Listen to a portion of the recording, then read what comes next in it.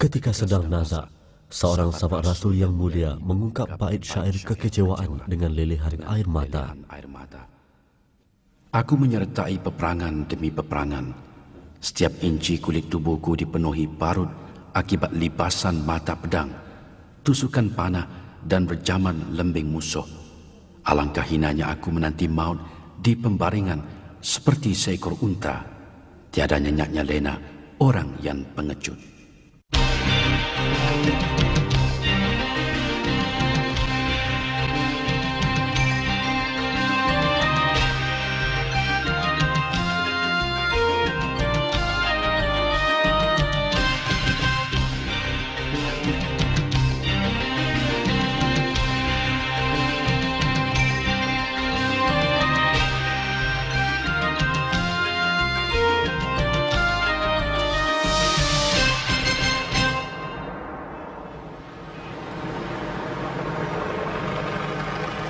Homs terletak 162 km di utara Damaskus.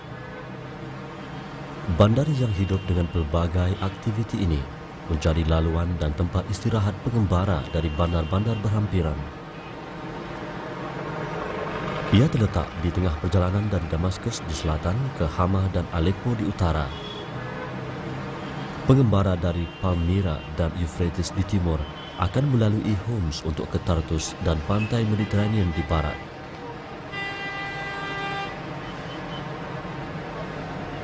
Dahulunya, bandar Homs ini dikenali dengan nama Emesa. Penduduk Emesa dikatakan antara penentang kuat penjajah Rom. Bagaimanapun, Rom terus berkuasa hinggalah Islam tiba ke daerah ini.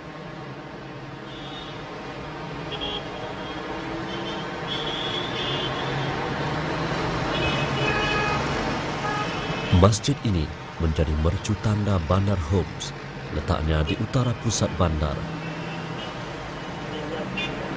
Ia dinamakan Jami' Khalid Al-Walid bersempena nama sahabat Nabi yang jasadnya bersemadi di masjid ini.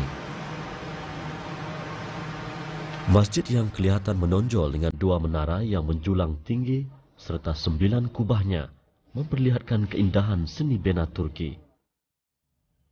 Ia lambang kemagahan Islam yang bertapak di sini sejak 14 kurun lalu.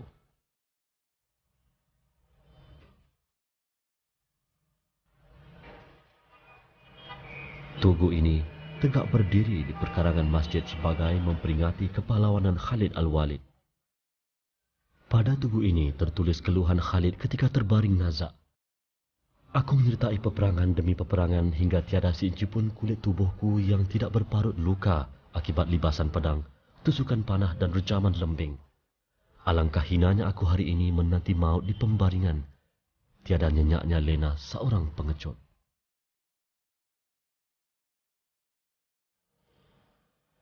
Peniaga kecil ini mengambil kesempatan mencari rezeki di perkarangan masjid yang tidak pernah putus-putus diziarahi pengunjung.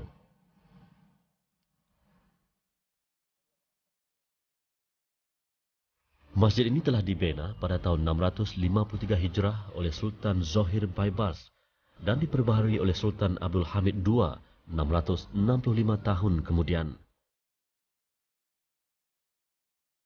Kubah utama di tengah binaan masjid memayungi dewan solat yang dihias sederhana. Bahagian dalam masjid memperlihatkan seni bena zaman Utsmani. Mihrab masjid yang bercirikan seni hias Mamluki begitu menonjol menghiasi hadapan ruang solat.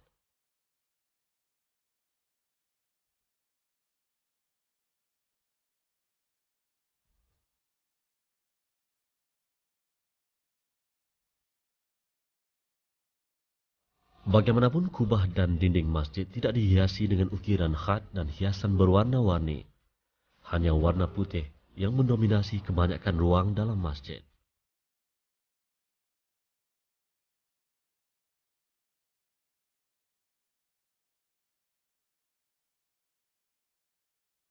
Inilah makam Khalid Al-Walid. Manusia yang pernah berusaha menghancurkan Islam dalam peperangan Uhud. Namun, takdir Allah menentukan beliau menjadi sahabat Nabi yang berjasa mengakhiri riwayat hidupnya dalam kemuliaan Islam. Pada ambang pintu makam, terukir indah hadis Nabi yang mengiktiraf kepahlawanan Khalid Al-Walid sebagai pejuang Islam. Nama penuhnya Khalid bin Walid bin Mughirah Al-Mahzumi. Beliau lahir tahun 39 sebelum hijrah. Beliau seorang daripada sahabat Nabi SAW, juga panglima dan pemimpin pasukan perang muslimin terkenal. Beliau mendapat julukan Saifullah, bermaksud pedang Allah, kerana kepahlawanannya. Khalid Al-Walid memeluk Islam pada bulan Safar tahun 8 Hijrah, setelah perjanjian Hudaibiyah sebelum pembukaan kota Makkah. Bersamanya memeluk Islam ialah Amr bin Al-As dan Uthman bin Talha. Khalid Al-Walid dengan penuh penyesalan memohon kepada Nabi SAW agar mengampunkan segala penentangan hebat yang telah dilakukannya sebelum memeluk Islam.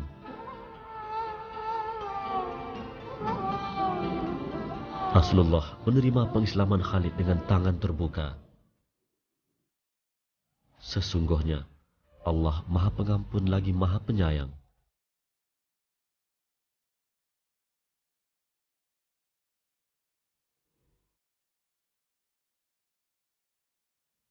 Masuknya Khalid Al-Walid ke dalam Islam bagai memberikan tenaga baru kepada agama Allah. Kemahirannya dalam taktik peperangan membantu pembukaan wilayah Islam.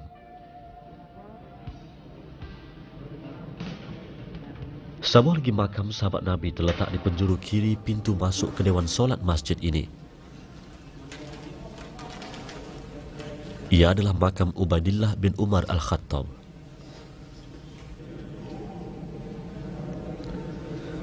Berbanding saudaranya Ibnu Umar yang lebih terkenal sebagai periwayat hadis Nabi SAW, Ubaidillah terkenal dengan keberanian dan kepahlawanannya menentang Parsi.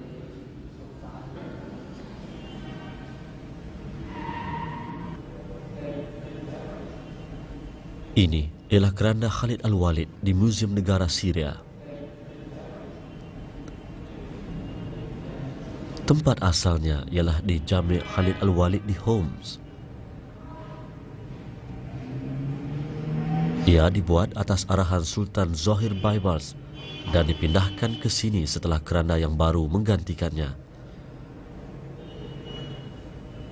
Keranda yang diperbuat daripada kayu ini dihiasi dengan ukiran bermotifkan ayat-ayat suci Al-Quran.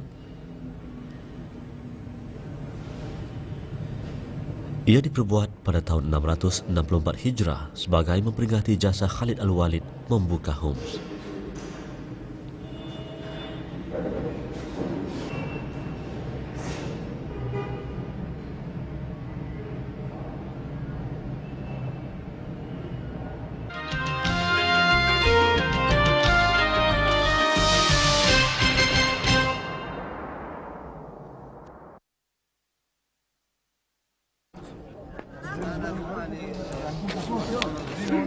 Medan Uhud menjadi saksi semasa meletusnya peperangan di sini pada tahun 3 Hijrah.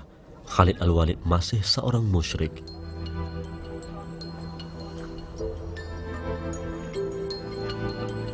Beliau memimpin pasukan musyrikin Makkah di sayap kanan. Dalam peperangan Uhud, tentara Islam telah berjaya memaksa pasukan musyrikin Makkah berundur dari medan Uhud. Malangnya, pasukan pemanah di atas bukit telah melupakan arahan Nabi SAW. Sedangkan mereka diarahkan oleh Nabi supaya tidak meninggalkan kedudukan masing-masing dalam apa keadaan sekalipun. Melihatkan tentera musuh berundur dari medan Uhud, pasukan pemanah menyangka pertempuran telah selesai, lalu turun dari bukit untuk mengumpulkan rampasan perang. Khalid menyedari keadaan berkenaan seraya membawa pasukannya menyerang tentera Islam yang sedang leka. Tindakan Khalid itu berhasil mengkucar-kacirkan pasukan Islam. Namun tiada siapa menyangka pemimpin musuh Islam itu terbuka hatinya menerima nur hidayah ilahi 5 tahun kemudiannya. Tiada siapa menjangka Khalid akan membantu tentera Islam menentang Rom di bumi Jordan.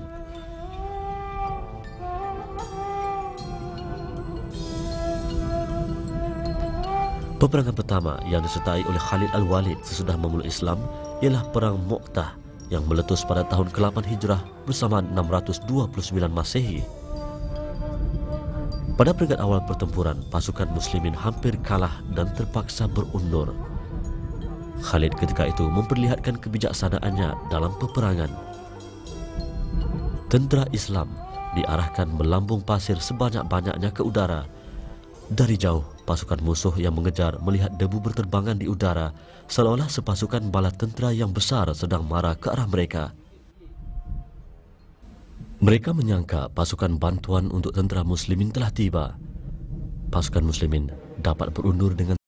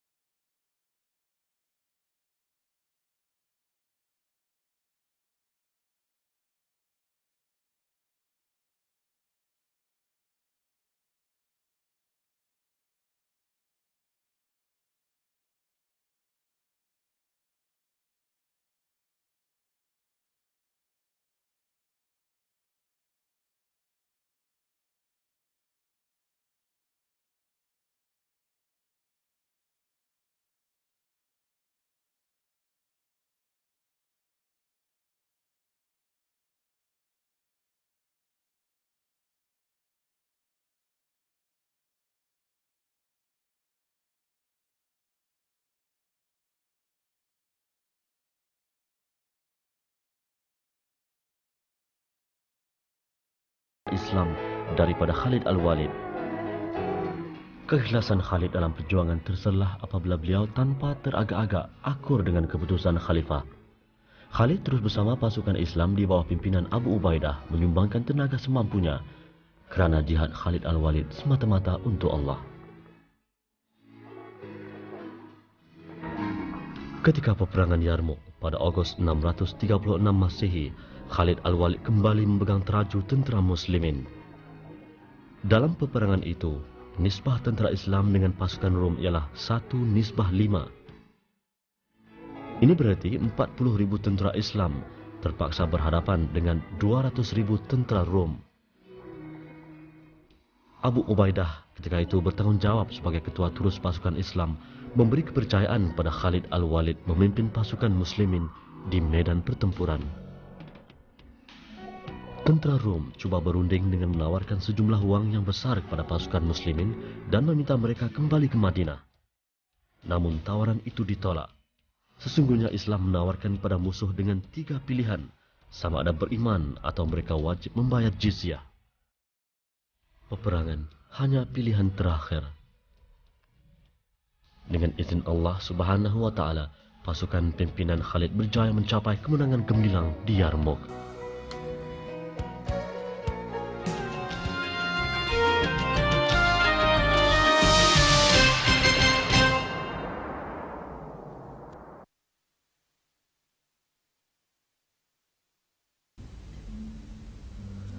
Berdekatan Jami' Umawi di Damaskus, bersemadi seorang pejuang yang berkurun-kurun kemudian menyambung perjuangan Khalid Al-Walid. Inilah makam pengasas dinasti Ayyubi, Salahuddin Yusuf Al-Ayyubi. Makamnya yang sebenar ialah di sebelah kanan, manakala di kirinya ialah keranda hadiah dari Kaisar Wilhelm II, pemerintah Jerman. Salahuddin lahir di Takrit, Irak pada tahun 532 Hijrah bersamaan 1138 Masehi. Jika Khalid Al-Walid terkenal sebagai pejuang yang membebaskan Syria daripada penjajah Rom, Salahuddin Al-Ayyubi terkenal sebagai pejuang yang mempertahankan wilayah Islam daripada pencerobohan tentera Salib. Di bawah pimpinannya, Baitul Maqdis berjaya dikuasai semula oleh umat Islam. Sikap toleransinya begitu menonjol apabila kebebasan beragama kembali wujud di Baitul Maqdis. Beliau juga lebih mengutamakan perdamaian daripada peperangan, memperlihatkan identiti Islam sebenarnya. Kisah Salahuddin merawat musuhnya sendiri, Richard the Lionheart, Panglima Tentera Salib, dikagumi dan menjadi sebutan.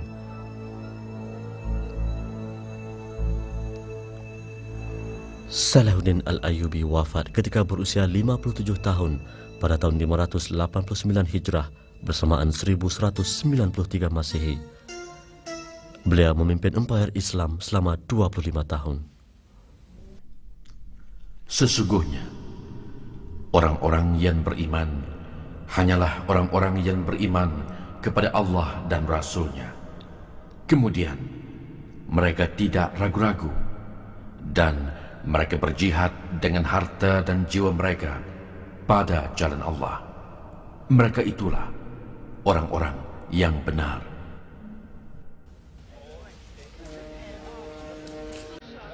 Museum Topkapi di Istanbul, Turki, menyimpan peninggalan Islam bersejarah. Antaranya, koleksi pedang Nabi dan para sahabat ini. Inilah pedang Khalid Al-Walid yang dihiasi dengan baldu merah dan batu permata. Ia lambang kepahlawanan sahabat Nabi yang unggul. Sesungguhnya Khalid Al-Walid telah menyumbangkan jasa yang besar dalam misi pembukaan Syria. Menjelang akhir hayatnya, beliau dilantik sebagai gubernur Syria. Khalid Al-Walid radhiyallahu anhu, contoh pejuang Islam didikan madrasah Rasulullah sallallahu alaihi wasallam. Hidupnya mengabdi diri menjunjung panji-panji tauhid. Cintanya pada jihad dan syahid tiada bandingannya.